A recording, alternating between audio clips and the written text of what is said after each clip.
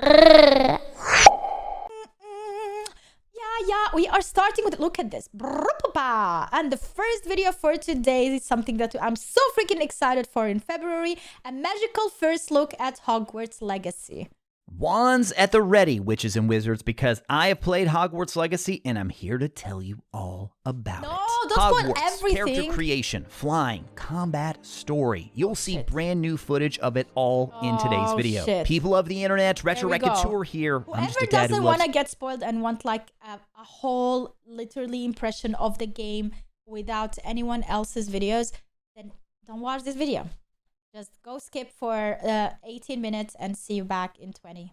Games and the stories they tell, and today we have a hands-on preview of Hogwarts Legacy, the upcoming action RPG from Avalanche Software. So, after all this time, is this the game that Wizarding World fans have dreamed of for years? Is it finally about to arrive? Well, thanks to the folks over at Warner Brothers, I recently had the opportunity to meet with some of the devs at Avalanche to talk Hogwarts Legacy and also play the game myself for a 2-hour gameplay session. So I was able to explore the Hogwarts grounds as well as parts of the castle itself, and then I got to experience one of the game's main missions. That's right. Also, is this because like he is so close to the team and whatnot, subjective, objective opinion, I don't know. Let's see. Story mission, which you'll see here shortly. Here on the screen now, you can see my player character complete with a Gryffindor scarf and robes, flying around Hogwarts and taking in the absolute beauty of the castle. Wasn't playing a lot of the stained glass windows and the here, story, which feature the school's 4 houses. Now, I did get to make my own character before this. You can see a little bit of that here. Didn't spend a lot of time on this because I was so anxious to actually get into the gameplay. I was actually pretty surprised how in this very short amount of time, I got this character to look pretty close to me, minus the beard, of course, so sorry to all you guys out there who had beards at 15 years of age. But really, I created my character pretty quickly and just wanted to jump right in. And the first thing we got a chance to do is to explore the Hogwarts grounds on broomstick. That's right.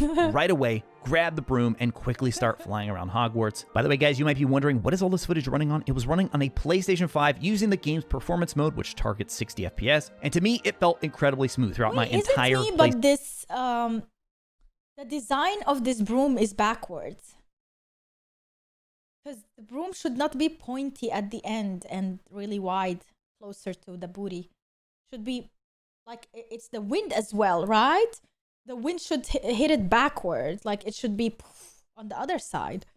Session. I think you'll see that reflected in all of my footage that I'm sharing with you today. Now, was everything perfect technically? No, we're going to talk about some of that as well. But by and large, if it's not evident already in my voice, and it looks more like a Fisher. I'm super excited to tell you about some of the things we saw here. All right, so back to this absolutely gorgeous window. You may recall seeing this image back when the game's release date was confirmed. They used it in a screenshot here. But now actually getting to see these windows while I was playing the game and flying around them, I mean, it really was a breathtaking moment to take in Hogwarts. So that's like what this. he was doing for 2 hours. See the water over there in the distance? Well, guess what? Yep, you can swim. I can confirm swimming is in Hogwarts Legacy. It does not appear you'll be able to dive under or explore anything beneath the surface, but seeing that we can swim along the surface, I know a lot of fans are going to be very happy about that. Now, aside from the swimming stuff, I just want to talk about all the little details. There are so many details, subtle touches that longtime fans of the Wizarding World are just going to absolutely love. The castle, from what I was able to see, is so intricately designed. And speaking of these little details, I mean, just take, for example, this offhand conversation here that's happening between a group of students.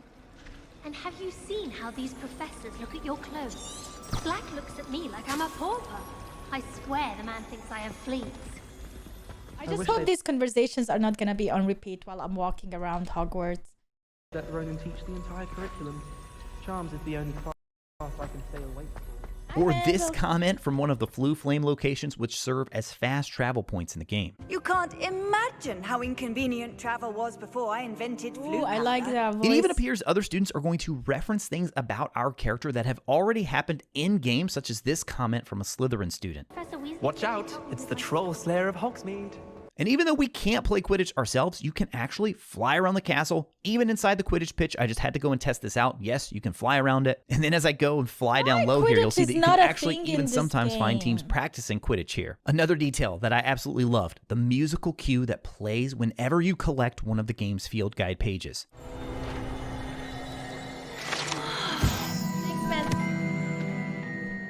Or this one when I completed a brief side quest. I should have seen that.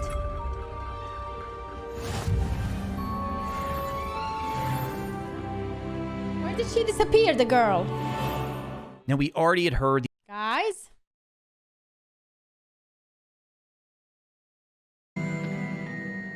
or this one when I This girl was here. She walked away. I just see her walking away. How fast can you walk? completed a brief side quest. I should have seen that.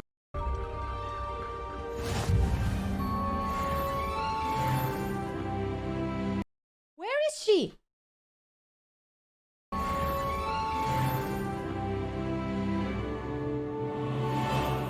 Now, we already had heard the overture to The Unwritten. It seemed like they had absolutely nailed the music, but it is so nice to see that not only did they get the music right, but also all of these little extra pieces, these little sound effects that are going to happen here and there throughout the game as you unlock different things. I mean, think about the iconic Zelda sound whenever you open up a chest, or same thing with Metroid. There's that iconic save station sound, right? I truly feel like they have found the perfect little music chime for each one of these that fits so well within the wizarding world. They are perfectly striking that balance between something that feels very, very familiar, but also new at the same time. Now, speaking of that side quest where we heard that little chime, that one actually begins when you speak to a Hufflepuff student named Lenora Everly, just outside the library here. She's stumped by an empty painting and has discovered that casting Lumos will have an effect. I just wish they fix a bit these random people talking.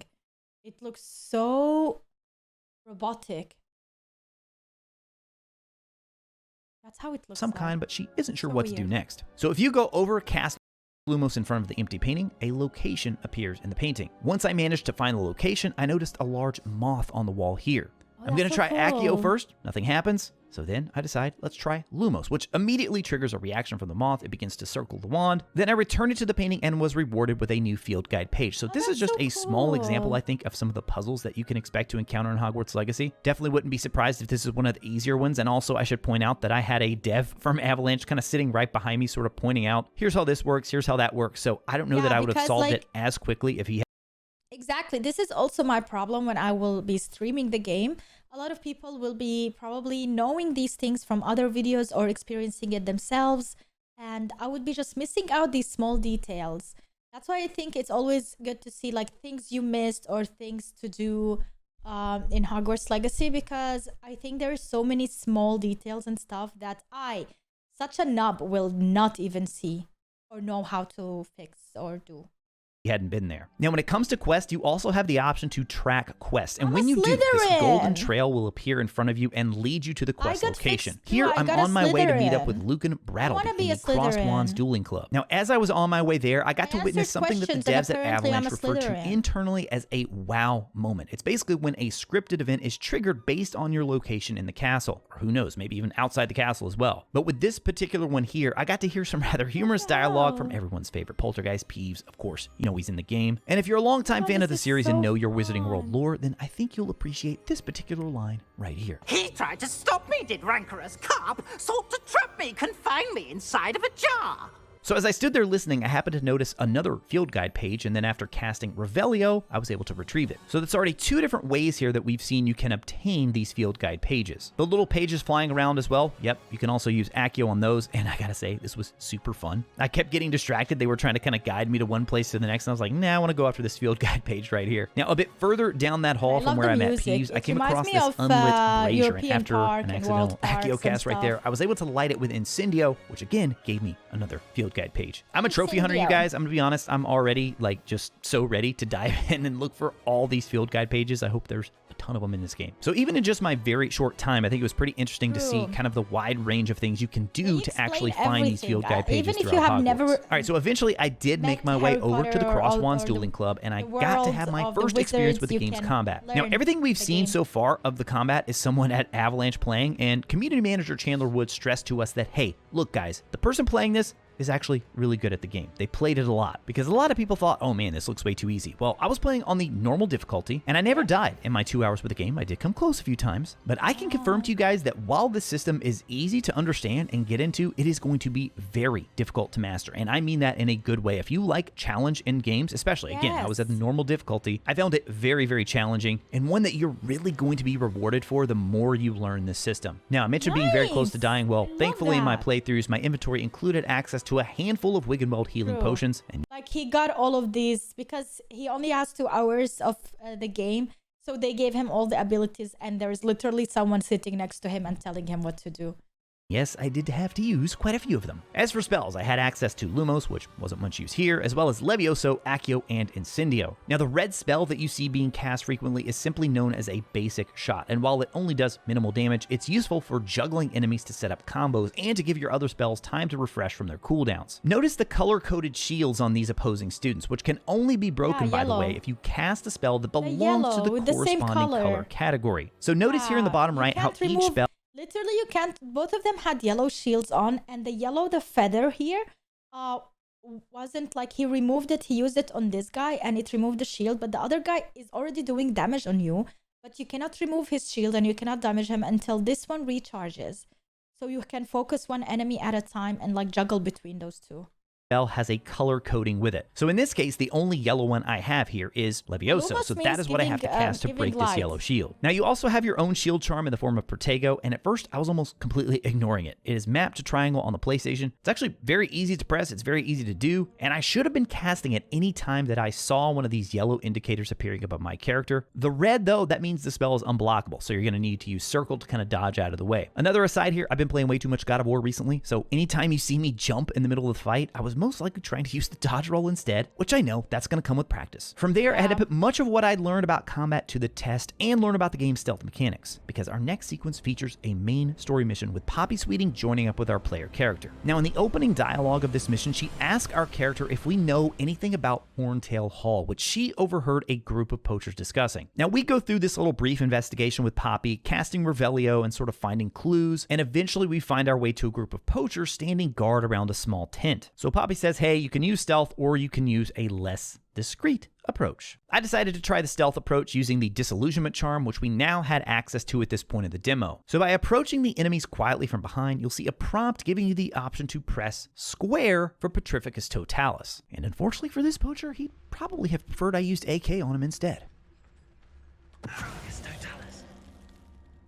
A bit further in, I wanted to test out whether or not the enemies would react to seeing someone hit with Petrificus Totalis if it happened in their line of sight. Sure enough, the poacher on the bridge over there, he hears something is up, quickly comes over to investigate, and yet because I'm still under this disillusionment charm, I quickly slip away, and I don't think they were able to realize my exact location. Once the final game is out, it'll be interesting to play with this a little bit more and see exactly how that detection works. You're going to see another example here in a second when they do detect me. This guy, though, I don't give him long enough to investigate. At this point, I built up enough ancient magic to actually unleash one of the game's finishing attacks. So L1 and R1 right there, I call down lightning from above and just absolutely obliterate this dude right here. So after a few more Revelio spells and looting, we make our way into the tent, which holds a rather shocking surprise. What in Merlin's name? Are those dragons?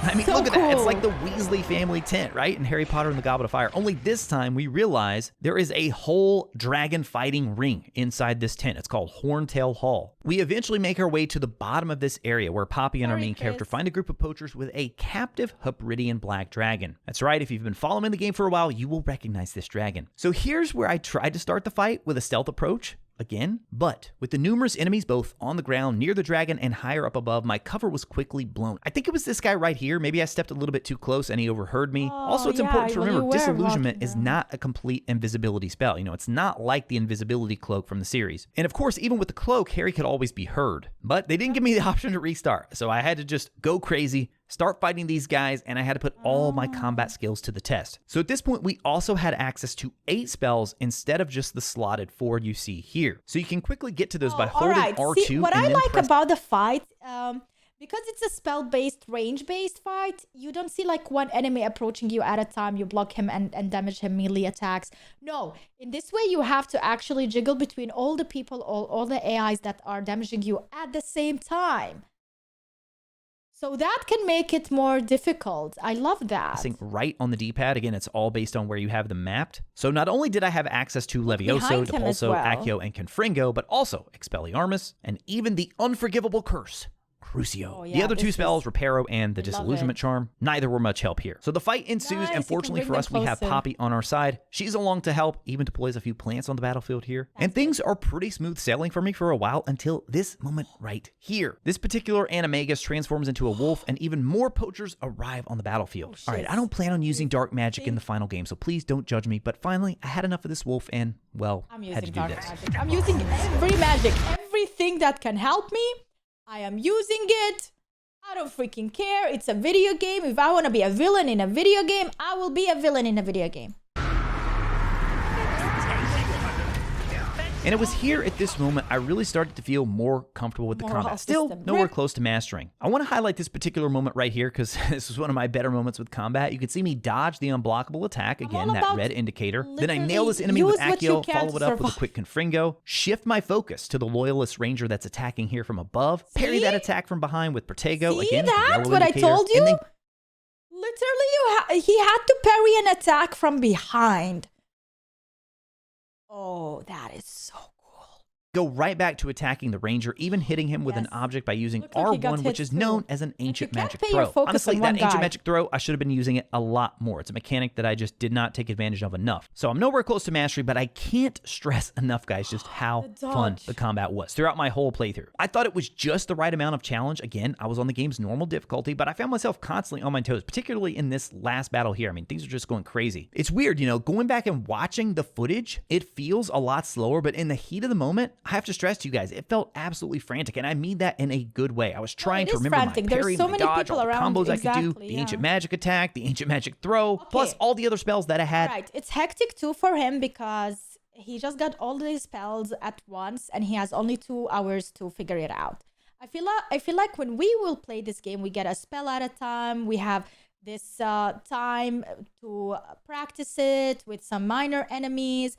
And then at the start, a couple of times, literally trying everything at once will be kind of hard, but once we manage and once we know how to combo things, it's gonna be really easy combat. Maybe we can even up it to hard difficulty. At my disposal, which I actually kind of forgot about halfway through the fight. And then right here at the end, I love this. You know that little plant I mentioned that Poppy has on the battlefield? Yeah, they finish off the final enemy for us right there. So, what do I think about the Really? game? Are there any negatives that I took away from my experience? Well, if it isn't clear by now, I love my time with the game. Absolutely loved it. The 2 hours went by in the blink of an eye. When they took the controller away, I seriously didn't believe it. I was like, wait, are By you... the way, this recording is from the team in the game, so basically in the studio.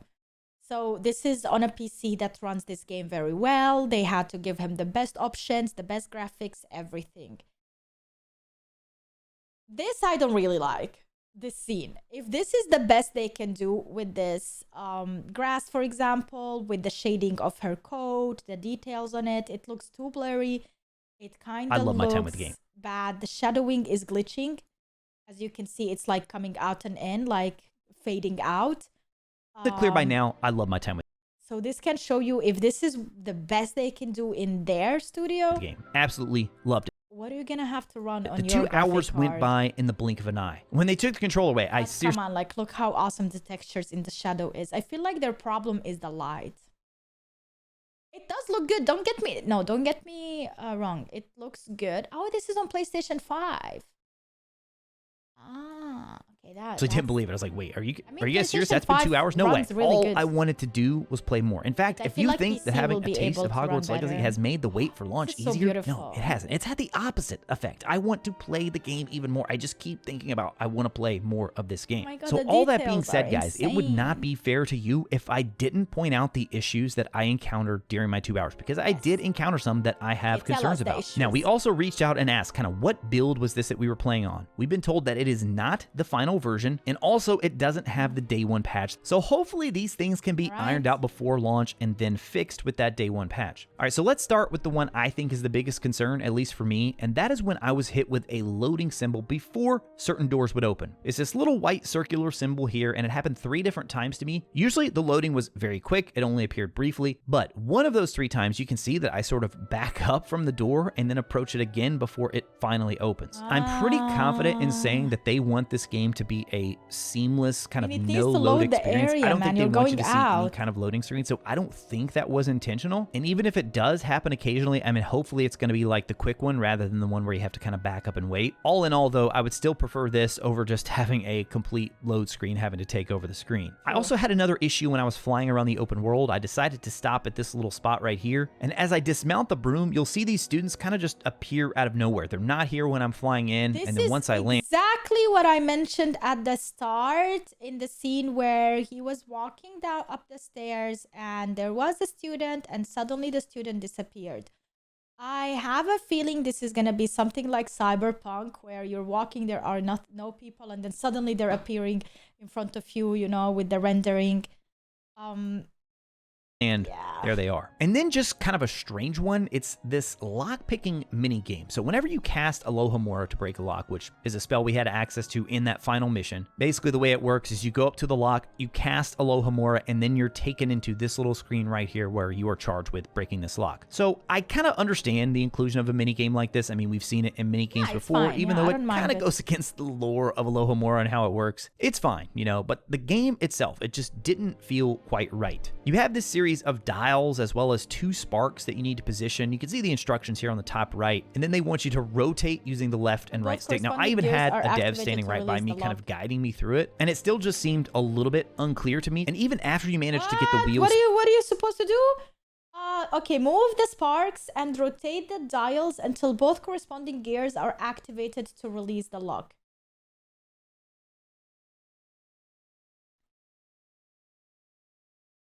I think this needs to be connected with this.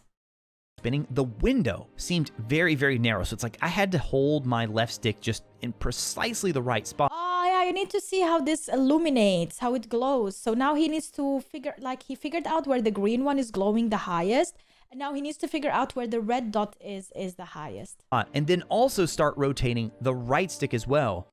And really what you're looking for here is for those gears on the bottom right to start spinning. But then you just have to make sure that you hold both of the sparks like exactly where you have them. So this one to me, I think seems like an easy fix. Maybe they change the directions up a little bit, make it a little bit more clear what you're supposed to do. And then also maybe increase that invisible window. Again, we can't really see the window, but just make it so it doesn't have to be so precise. And truth be told, even with my complaints, it still only took me a minute. I went back and looked at my actual footage to see how long did it take me here to actually get through this. It still only took 1 minute, which is not too bad. It was more the confusion than anything that bothered me. It just wasn't exactly clear. There was even a guy telling you what to do. That's why it took you only a minute. I absolutely cannot wait to play it took more me 5 minutes. Hogwarts I would even have to particularly Google, impressed, honestly, by the visuals. There are a few graphical glitches here and there you might have noticed. Again, this is not the final build. It does not have that day 1 patch. Like but even on performance mode, I thought the graphics graphics looked great. Getting to play what felt like a very stable 60 FPS. Personally, 100%, I am going with the performance mode. No questions asked. As far as how it feels to move around the world, I thought the character was very responsive. It generally felt good to move. It felt good to cast spells. When it comes to the spell casting system, particularly in combat, I think the whole day here reading nailed books. It feels fresh,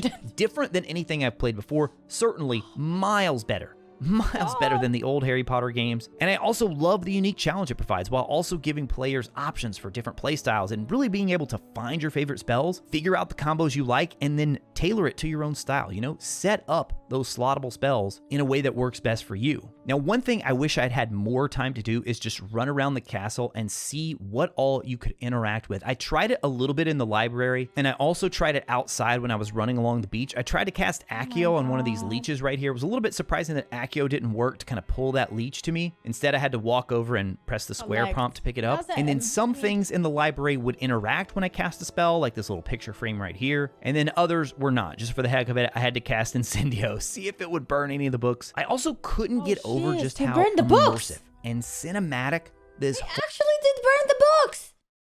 Whole experience felt. I told some of the folks there, I said, this truly felt like a new story in the Wizarding World. I mean, right up there with watching a new film. That's what I felt like when I sat down to play it. Oh my gosh, like we are in the Wizarding World again, ready to experience a brand new story. And frankly, this is only scratching the surface, the tip of the iceberg, if you will, just of our footage alone that we were able to get here while we were at this event. I have so much more to discuss from my hands-on time with the game. The full mission alone is packed with a ton of new information, so you'll definitely want to check out my full playthrough provided without commentary by clicking the video on the right side of your screen now. So much more I'll leave Hogwarts the Legacy gameplay content for coming your way. myself. As always, guys, thank you all so much for watching. I'll talk to you again soon. I think it's a good game, you guys. I don't think we're gonna be disappointed. A lot of people have already tried the game, and the company itself shared so many videos with gameplays. And this is the thing, you guys. If a company is sharing so much of a game, all the infos, inviting people to try it out, to test it, to give their impression, their review, it means they're confident with the product. It means that they know what they are offering, they are proud of it, and they are sharing it with everyone. And that's why I am super, super excited and super confident that this is going to be a really good game. Of course, if you nitpick, it's not going to be a perfect game. It's definitely going to have its problems, glitches, maybe, hopefully nothing that is game breaking, but it's going to have some things that you can say it's not a perfect game, of course. Game of the year, probably, but it's still too early. It's just going to be in February coming out. So we will see. That was fun. I'm looking forward to play it. And I did order the deluxe edition, which means I will be playing this game on the 7th of February on my twitch.tv/Bunnymon TV on Twitch. Yeah, and we probably are going to do another subathon at that time. Yeah. Maybe not the same day because the game comes out later during that day, but the next day.